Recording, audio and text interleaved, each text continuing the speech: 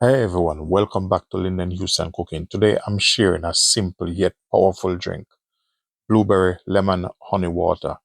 It's packed with antioxidant, vitamin C and natural sweetness, perfect for detox, hydration and immune support.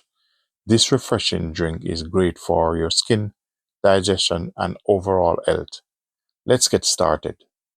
For this recipe, you'll need just a few simple ingredients: fresh blueberry, lemon slices, raw honey, and water.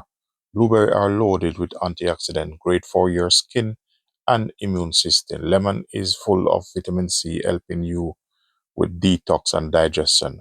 Honey is a natural sweetness that also support immunity and smooth your throat. If you want extra benefit, you can just add a piece of mint. This is simple to make. What I do, I just put the lemon in the glass, the blueberry, and if you want to add your honey, you can feel free to add a little bit of honey to it. Ensure to squeeze a little bit of lime in it also. Um, to help to give it a refreshing taste. And feel free if you want to serve this on ice or at room temperature. Gently give it a stir to mix in everything. Give this refreshing detox drink a try and let me know how you like this in the comments.